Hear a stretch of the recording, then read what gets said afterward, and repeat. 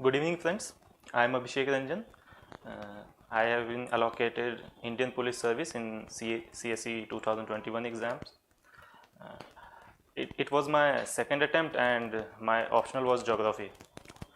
So, what was the difference between my first attempt and second attempt? I'll I'll share with you what improvements I made during this course. So, जो मेरा पहला exam था prelims, it was totally unbalanced preparation.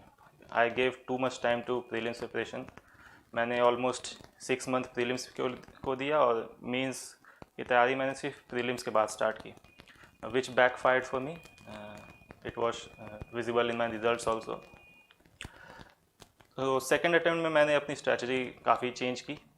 From the beginning I started focusing on mains answer writing, because पहले exam में ये realise हो गया कि how much you study, eventually you have to bring it on paper to get the marks, and in UPSC you need marks to get through. So second attempt में जो मैंने जब प्रिपरेशन स्टार्ट की तो सबसे पहले आंसर राइटिंग से start की मेंस के लिए, to make it more balanced between prelims and mains.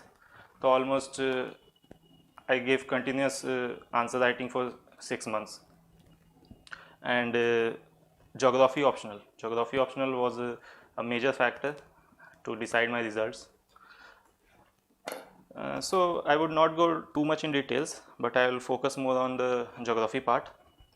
Geography तैयार करने के लिए materials तो बहुत available है. That's why people go haywire in their preparation. मैं कुछ चीज़ों पे फोकस करना चाहूँगा geography optional के लिए. Any foundational class, whichever you wish, you can opt for. जो भी कोचिंग आपको सही लगती है या फाउंडेशन क्लास आप प्रेफर करते हैं. The alternate source are the standard books, which are obviously NCERT, Savinder Singh's for paper 1 part, D.R. Khullad and R.D. Dixit for human geography part. पर issue है the standard books, there will be issue of time management, because it will take lot of time, and if you are already in service or there is limited time for your attempt, you cannot go for studying whole books, all standard books. So foundation class एक आपको base prepare करके देते हैं. It helps in you in note making. It gives you quite quality content, but eventually you have to bring it on paper. So the other major focus for me on geography was the test series part. Test series से क्या होता है, सबसे पहले तो it gives you peer learning, because other students to write answers, you read them, you learn from them, you get new examples. And case studies are very much important in geography optional. You have to prepare during the course of your GS preparation also, the test series case studies. You must have a good set of case studies to write finally an answer, because जो आप recall करते हैं exam में वो आपके preparation का almost 20 से 30% ही होता है. Besides the with Prince also I written almost nine tests, which almost covers whole aspect of the syllabus. नौ टेस्ट 9-10 टेस्ट लिखने के बाद ज़्यादा स्कोप बचता नहीं कुछ लीव करने का. And people almost gate afraid of the large and vast syllabus of geography. पर वैसे डरने की बात नहीं है इतने बड़े सिलेबस से, क्योंकि अगर आप रेफ़र करेंगे previous year questions and the questions which test series cover, you will get to know that maximum question cover हो जाते हैं, और उसमें भी बहुत सिलेक्टेड पढ़ाई करनी होती है. फॉर एग्ज़ाम्पल अगर आप ओशनोग्राफी को देख लें तो उसका रिटर्न ऑन इन्वेस्टमेंट काफ़ी हाई है. आप ऑलमोस्ट प्रेडिक्ट कर सकते हैं कि उससे क्या पूछा जाएगा. That's why geography is very much easier to predict, to prepare. उसी तरह पेपर 2 में जो आपने पेपर 1 में पढ़ा है, ऑलमोस्ट सारे कॉन्सेप्ट्स, सारे आइडियाज़ पेपर 2 में यूज़ होंगे. The major distinction between paper 1 and paper 2 are the data which are more India specific, India related. उसके लिए आप डी आर खुल्लर को बेसिकली रेफ़र कर सकते हैं. It has good datas, but you have to go it stage wise, step wise, and prepare data for every module. Like agriculture part, You have to be specific on data and not go random approximations. You can use DR Kuller or you can use your GS preparation like economy part for the data. Or rather than depending on multiple sources, you should better focus on concise and precise notes. Just focus on your syllabus point to point. Syllabus से बाहर कुछ नहीं आता geography optional में. You have to realize it. बहुत लोग एक दो अटैम्प्ट देने के बाद ज्योग्राफी के सोचते हैं कि यार इससे नहीं हो रहा, let's change optional. But believe मी, बहुत ज़्यादा डिफरेंस नहीं आएगा और नया ऑप्शनल लेने पे आपको फिर से ज़ीरो से स्टार्ट करना पड़ेगा from the scratch. On the other hand, geography का जो शेयर है वो पेपर 1 में, GS 1 में काफ़ी इंक्रीज़ होता जा रहा है. For the past 3 years almost 7 to 8 questions geography के आ रहे हैं. So it gives you an edge there also. You can good write answers. And paper GS 1 में भी जो ज्योग्राफी के क्वेश्चंस होते हैं वो not straight forward. You can just simply refer to NCERT and write. The optional part will definitely help you give edge on those answers. रही बात GS preparation की. GS preparation it is mostly current oriented. You have to focus on the current affairs. Static part is there, but eventually you have to focus on the current part and the answer writing part. It can be solved by any coaching or any classes or any standard book you want to refer to, but पर finally आपको वो answer लिखना आना चाहिए. उसके लिए you have to balance geography optional and GS part में, because eventually the rank will be decided by good score in geography.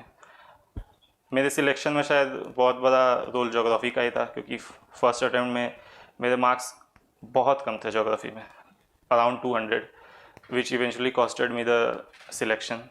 पर सेकंड में मैंने टेस्ट सीरीज़ पे फोकस किया और किसी एक क्लासेस के नोट्स फॉलो किए, and I wrote answers almost every 2 or 2nd or 3rd week, which held me get good marks in geography. तो जो लोग 2023 का प्रीलिम्स देने वाले हैं उनके लिए मैं कुछ शेयर करना चाहूँगा. तो प्रीलिम्स में 3 पार्ट बहुत इम्पॉर्टेंट है. सबसे पहले द स्टैटिक पार्ट, क्योंकि 40 से 50% क्वेश्चन तो यहाँ से डेफिनेटली होंगे. You have to refer to it. Besides it, the newspaper part. Believe me, it's must, because the current affair part, most of them will get help from the newspaper, because it not only gives the direct answer, पर इस elimination में भी बहुत काम आते हैं ये.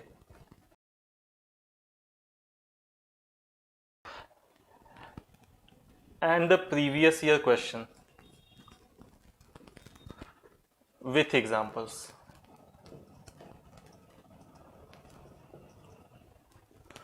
This, it has helped me in all the 3 prelims.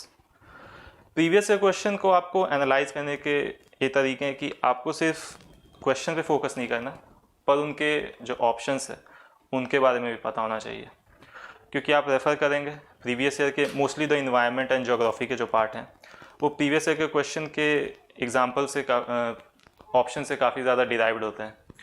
It will help you in at least 4 to 5 questions, and it can be a decider for your selection in prelims. साथ ही prelims के साथ आपको अपना मेंस भी balance करना चाहिए, क्योंकि all times prelims and it is only factual, so it needs regular revision. आप एक ही दिन में सब कुछ फीड नहीं कर सकते हैं prelims के लिए. So besides prelims, you should also focus on the answer writing part. और आंसर राइटिंग में भी 60% ऑप्शनल एंड 40% GS. GS को कम फोकस इसलिए देने के लिए कह रहा हूँ क्योंकि ओवर द टाइम जब तक प्रीलिम्स होगा काफ़ी करंट अफेयर्स चेंज हो चुके होंगे, काफ़ी न्यूज़ बदल चुकी होगी और प्रीलिम्स के बाद काफ़ी कुछ नया कंटेंट आ जाएगा. तो उतना बैकलॉग कवर करना और साथ ही साथ फिर नए कंटेंट पे पढ़ना प्रीलिम्स के बाद मेंस के प्रिपरेशन के दौरान, it is not feasible and not advisable also. Optional part में ज़्यादा कुछ चेंज होगा नहीं, it will stick to your syllabus. तो आप ऑप्शनल के आंसर राइटिंग पे ज़्यादा फोकस करिए। अब वो प्रीवियस ईयर क्वेश्चन से आप करना चाहते हैं या फिर किसी टेस्ट सीरीज़ के through, that is totally dependent on you.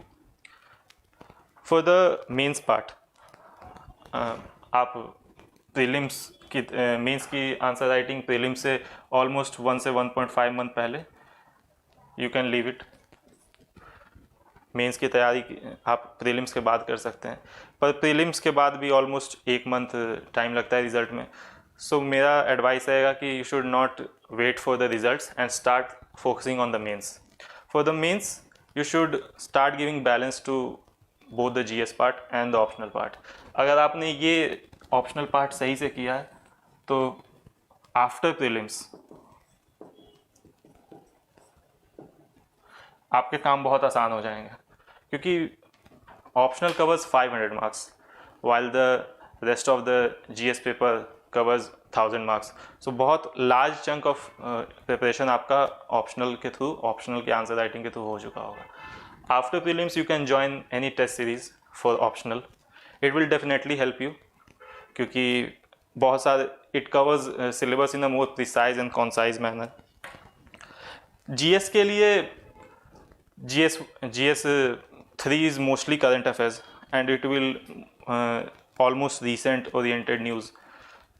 तो बहुत ज़्यादा पहले से GS 3 के प्रिपरेशन की बहुत ज़्यादा ज़रूरत नहीं है। You can focus it on after prelims.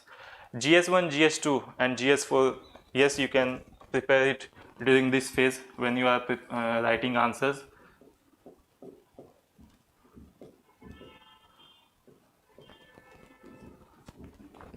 और आंसर राइटिंग में भी आप उसको एक स्टैंडर्ड और एक ऑर्गेनाइज मैनर में प्रिपेयर करिए, क्योंकि जब फाइनली प्रीलिम्स के बाद आप रिवाइज करने की बारी आएगी, so these answers will definitely help you to improve.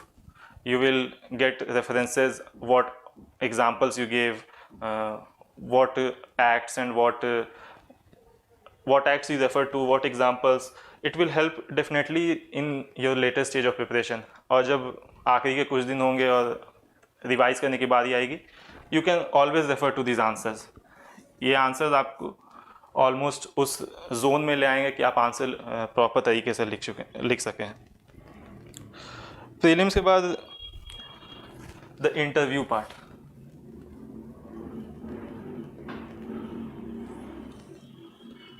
अब इंटरव्यू में the major focus should be on your DAF, because it is not actually an interview, it's your personality test। तो पर्सनैलिटी टेस्ट में आपके it is clearly mention that knowledge का test नहीं होना है, it is about your personality. सो डैफ की हर एक point को आपको बहुत अच्छे से प्रिपेयर करना होगा, और उससे भी पहले प्रिपरेशन करनी होगी डैफ फिलिंग की। मुझसे भी डैफ फिलिंग में कुछ गलतियाँ हो गई थी, उसके लिए मुझे ज़्यादा थोड़ा पढ़ना पड़ा। जैसे मेरे जो अचीवमेंट्स थे मैंने ओवर मेंशन नहीं किया, पर उतना भी मेंशन करने की ज़रूरत नहीं थी, जिसके लिए मुझे काफ़ी कुछ प्रिपेयर करना पड़ा, और टाइम शॉर्टेज की वजह से शायद मैं अंडर प्रिपेयर था इंटरव्यू के लिए भी।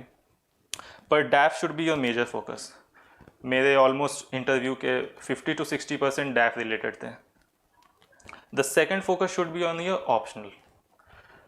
मेरा ऑप्शनल जोग्राफ़ी है, तो मेरे से स्टेट रिलेटेड जोग्राफ़ी क्वेश्चंस काफ़ी पूछे गए। Bihar related, Bihar is almost every year flooded। Farmer related question, agriculture related, which has a direct link with the geography part। So these two things, DAF and optional, it will cover almost 80% of the interview part। But you also need to be confident about interview और personality test. सो आपको refresh करने के लिए current affair कुछ focus करना होगा। You have to study some current affairs. तो उसके लिए आप किसी भी न्यूज़पेपर को फॉलो कर सकते हैं। And also you should be good at speaking. So during preparation just follow to some transcripts of previous year students and try answering them in front of a mirror. It will definitely help you to face. Mock test का भी कुछ role होता है, not very much, but अगर कुछ लोग होते हैं जो इंट्रोवर्ट होते हैं, कुछ लोग इंट्रोवर्ट हैं, तो उनके लिए mock definitely is helpful. It will help them get into the zone, acclimatise होने के लिए वैसे इन्वायरमेंट में कि जहाँ 5 लोग bombard you with questions and you have to answer. Many mock test are even panicking. मेरा भी एक मॉक टेस्ट काफ़ी ख़राब चला गया था. I started giving wrong answers and the process did continue, but it actually helped me because in final interview call I was poised and calm even if I didn't knew the answer. तो ये mostly ये डैफ related होंगे. आपको अपने बारे में अपना background अच्छे से पता होना चाहिए. Mostly your educational part and your जो भी अचीवमेंट्स या मेडल्स आप achievements, medals, prizes and hobbies आप मेंशन करते हैं, you should not bluff because the interview panel is very much experienced. They will see through you. So you should be more authentic and don't try to be just overachiever in front of them. So best of luck to the people who are appearing for CSE 2022 interview. और जो अगले साल के लिए preparation कर रहे हैं, just be काम. जानता हूँ मेंस कुछ लोग ऐसे भी होंगे जिनका 2-3 मेंस हो गए होंगे, फिर भी वो कंफ्यूज होंगे कि is it I am made for UPSC और not. But believe me, if you have given mains, you are very much made for it. Just you need to be more consistent and show perseverance for its preparation. Thank you and best of luck.